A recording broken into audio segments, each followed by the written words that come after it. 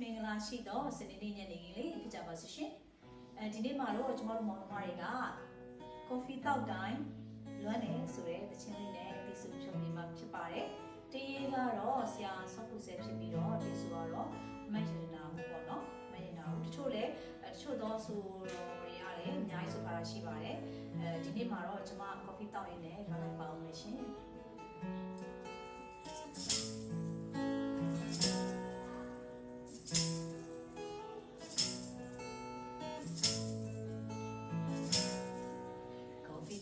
မင်းကိုလောမိတယ်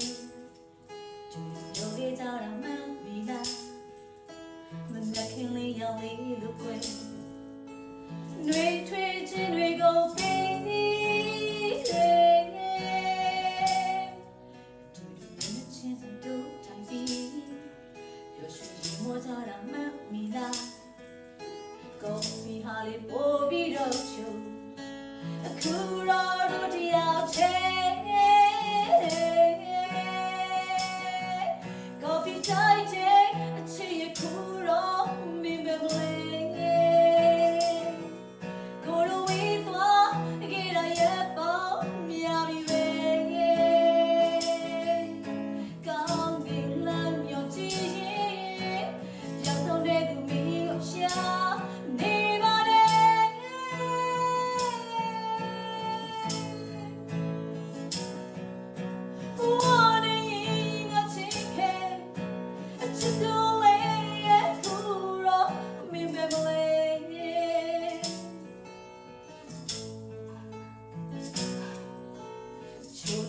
မင်းใจพู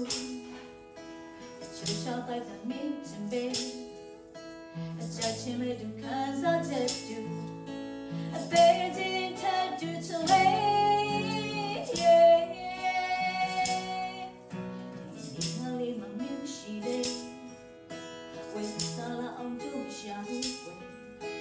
ရှင်နေရာကိုဖြည့်စည်းမဲ့သူနောက်ထပ်မတွေ့တော့ဘူး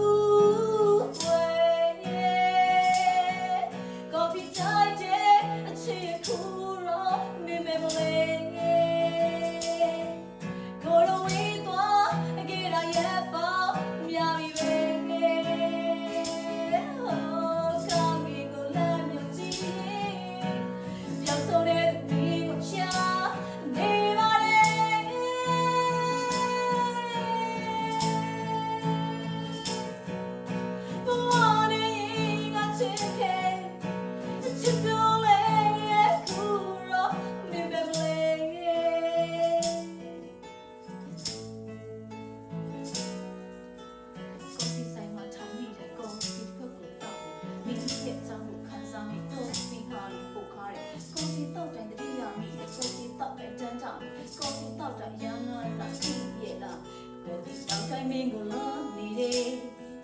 သူပြောခဲ့ကြတာမှတ်မိလားမနက်ခင်းလေးရောင်လေးလို့ကိုယ်နှွေထွေးခြင်းတွေကိုပေး